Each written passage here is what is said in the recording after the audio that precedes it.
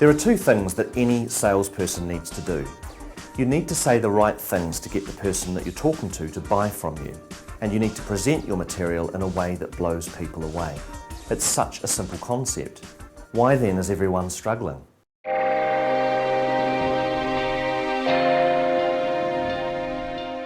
Most organizations, when they generate information about themselves, do it in an egotistical, product-centric way. Like, for example, technology businesses are notorious for this. They talk about their flexible, scalable solutions for improving business process, which is a bunch of gobbledygook that nobody cares about. The best way to reach people is to understand what their problems are. If you can understand what motivates a person to be interested in your product or service and what their problems are, number one, you can create a better product and service, but you can also then approach it from the perspective where you're not just rattling off what's great about what you do. You know, we call it the old feeds and speeds approach. Here at Your Business Channel, we regularly interview the world's top experts about sales. And while they all use different words and approaches, there is a consistency in what they tell us about the basics of getting people excited about what you sell. First, you need to understand what your customers want. You're not learning from your customer and you're doing all the talking. You've got to sit back and you've got to be able to have those well-prepared, open-ended questions to be able to understand that individual situation well enough that you'll know whether your product can meet a need or not.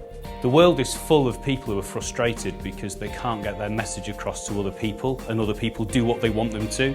But the great news is there's actually only two things you need to master to get anybody to do what you want.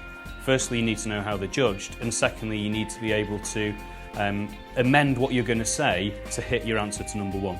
There's so much more value, and the customer will be so much more engaged if you stop talking about your product and start talking about their life and what's wrong with it. How can you be of value to them? What are their dreams, and how does your product or service fit into their dreams?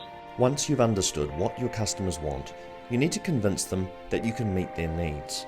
And you also need to prove that what you're offering represents great value.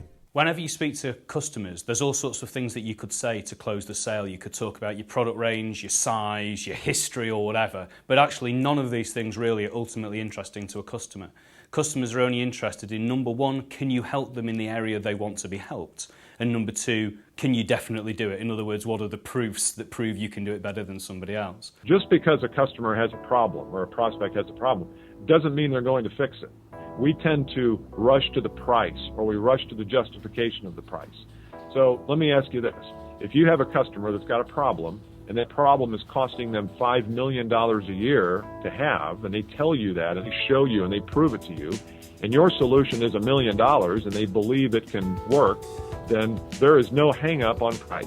So the experts all have their own take on about how to get people excited about what you sell. And their advice is often tailored for specific industries and product categories. But fundamentally, there are some golden rules about how to get people excited about what you sell.